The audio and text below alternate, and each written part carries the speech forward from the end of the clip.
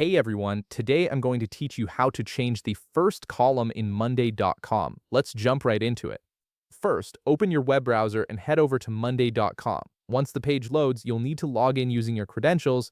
This gets you into your workspace where all your boards and projects are stored. Just enter your email and password and you'll be taken to your main dashboard. Once you're logged in, take a look at the left sidebar of your screen. This is where all your boards are listed. From here, click on your preferred board. This is the board where you want to change the first column name, so make sure you're selecting the right one.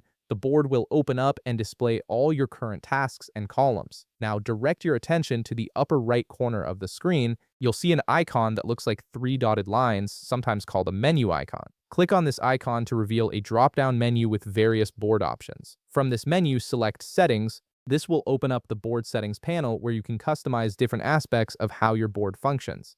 Inside the settings panel, look for an option labeled Change Item Terminology. Click on this option. This feature allows you to customize the language and labels used throughout your board, including the name of your first column. It's a useful way to make your board feel more personalized and aligned with your workflow. A text field will appear on your screen. This is where you'll type in your preferred name for the first column. Go ahead and enter the name you want to use. This could be anything that better reflects what that column represents in your specific board. Once you've typed in your new name, click the Change button to save it.